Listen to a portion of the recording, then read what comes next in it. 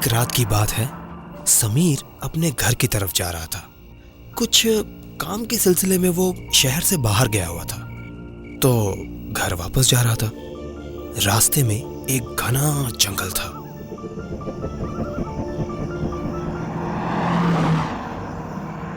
वो अपनी कार में था और जिस रास्ते से वो जा रहा था काफी सन्नाटा था उस रास्ते में। रात के अंधेरे में समीर की गाड़ी की लाइट्स को छोड़ के दूर दूर तक रोशनी का जर्रा भी नहीं दिखाई दे रहा था। इतने अंधेरे में तो थोड़ी बहुत घबराहट समीर को भी हो रही थी कि अचानक उसे एक चीख सुनाई दी और समीर के पैर कार की ब्रेक पर पड़ गए। उसने गाड़ी रोकी तो देखा एक लड़की भागी भागी उसकी कार की तरफ बढ़ रही है। इससे पहले समीर कुछ समझ पाता, उस लड़की ने कार का दरवाजा खोला और अंदर बैठ गई। उसने समीर की आंखों में आंखें डाली और कहा, चलो कार भगाओ, प्लीज कार भगाओ। समीर की समझ में कुछ नहीं आ रहा था, फिर भी उसने हिम्मत की और कार भगा दी। उसने उस लड़की से पूछा कि वो कौन है, कहां से आई है, और इससे पहले कि वो अपना सवाल पूरा करता उस लड़की ने बोलना शुरू कर दिया कि उसका नाम है रीमा और वो कोयम्बटूर रिसर्च सेंटर में साइंटिस्ट है। इस जंगल में वो कुछ रिसर्च करने आई थी, पर कुछ गांव के जंगली लोग उसका पीछा करने लगे उसे मारने के लिए, और वो उनसे बचकर भाग रही थी। समीर काफी हैरत में था।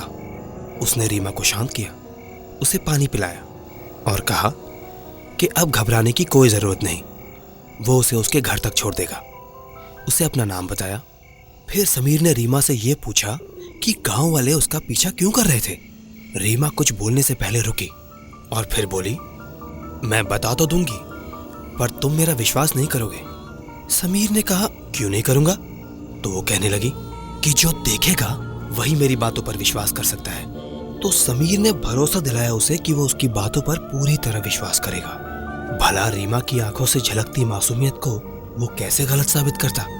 रीमा ने अपनी कहानी शुरू की। उसने कहा, अक्सर इस जंगल में मेरे साथ पौधों की खोज करने के लिए कोई ना कोई साथ जरूर होता है, पर इस बार कोई नहीं था। यहाँ तक कि पियोन की बेटी का बर्थडे था तो मैंने उसे भी छुट्टी दे दी और अकेली ही इस जंगल में चली आई।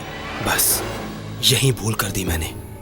मैं अपने काम में इतनी गुम हो चुकी थी कि मुझे वक्त का पता ही नहीं चला और मैं बीच जंगल में पहुंच गई कि अचानक मुझे कहीं से एक चीख सुनाई दी। मैं उस चीख का पीछा करने लगी। मैं जितना उस चीख के करीब जाती उतनी ही वो चीख जोरों से सुनाई दे रही थी। मेरे कानों को वो चीखें मदद के लिए पुकार रही थी। मैं एक तालाब के किनारे पहुंची और देखा कि एक आदमी को उन जंगली गांव वालों ने एक पेड़ से बांध कर रखा था। फिर उन जंगली गांव वालों ने उस पर एक बड़ा सा पतीला उड़ेल दिया। उसमें बहुत सारे कीड़े और मकोड़े थे। वो उस आदमी के बदन को नोच नोच कर खा रहे थे। फिर कुछ औरतें आगे बढ़ी और उन कीड़ों को उसके बदन से साफ किया। मुझे लगा शायद वो बच गया, पर जो आज तक मैंने नहीं देखा था वो मंजर अब मेरी आंखों के सामने होने जा रहा था। उस आदमी को एक लकड़ी पर बांध के उसे आग के ऊपर भूना जा रहा था। मेरी सोच और समझ पूरी तरह मर चुकी थी। आखिर कोई एक इंसान दूसरे इंसान के साथ ऐसा कैसे कर सकता है? समीर ने अचानक रीमा को टोका। वैसे मजा आया तुम्हारी कहानी सुनकर? रीमा कहने लगी, ये कहानी नहीं, हकीकत है। तुम्हें मेरी बात पर यकीन करना ही होगा। समीर ने कहा, वो यकीन कर तो लेगा, पर कैसे करेगा वो सोचने की बात है कि अचानक रीमा ने समीर को अपने पैर दिखा दिए। समीर के होश उड़ गए।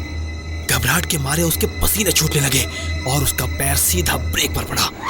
गाड़ी रुक गई। समीर इतना घबराया हुआ था कि उसके मुंह से एक शब्द भी नहीं निकला जब उसने देखा कि रीमा के दोनों पैर उल्टे हैं। रीमा ने कहा, घबराने की कोई जरूरत नहीं है, वो उसे कुछ नहीं करेगी।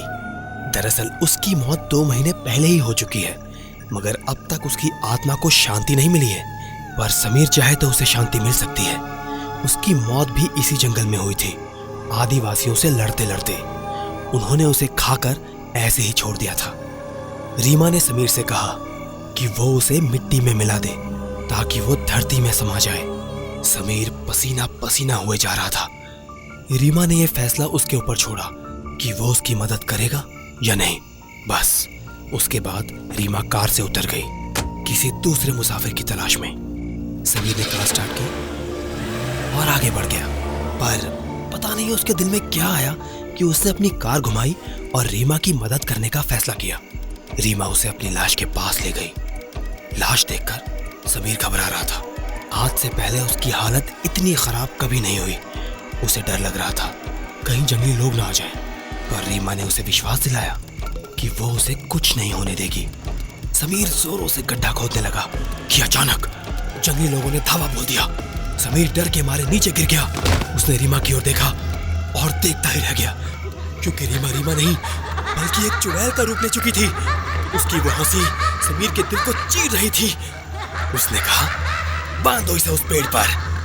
बड़ी आसानी से फंस गया ये जाल में। अब मैं इसका ताजा खून पीऊंगी।